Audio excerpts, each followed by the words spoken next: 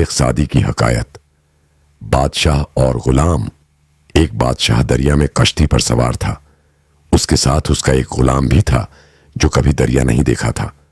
وہ دریا کی وسعت اور پانی کی گہرائی دیکھ کر خوفزدہ ہو گیا اور زور زور سے رونے اور چیخنے لگا۔ کشتی میں موجود تمام لوگ پریشان ہو گئے کیونکہ غلام کے شور سے کسی کو چین نہ تھا۔ بادشاہ بھی بے چین ہو گیا۔ ایک دانا درباری نے کہا، اگر بادشاہ اجازت دے تو میں اس کا علاج کروں۔ بادشاہ نے اجازت دی۔ دانا شخص نے غلام کو پانی میں پھینک دیا۔ وہ غوطے کھانے لگا، ہاتھ پاؤں مارنے لگا۔ جب کچھ دیر کے بعد اسے پکڑ کر کشتی میں واپس لایا تو اب وہ خاموش ہو گیا اور ایک کونے میں سکون سے بیٹھ گیا۔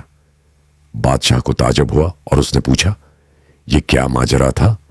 دانا نے عرض کیا، اے بادشاہ، غلام پہلے کبھی دریا میں نہ گرا تھا۔ اسے صرف کشتی کا ہلنا ہولناک لگتا تھا۔ جب اسے اصل خطرہ یعنی ڈوبنے کا احساس ہوا تو اسے کشتی کی قدر معلوم ہو گئی۔ اخلاقی سبق: آدمی جب تک کسی بڑی مصیبت سے دوچار نہ ہو معمولی نعمت کی قدر نہیں کرتا۔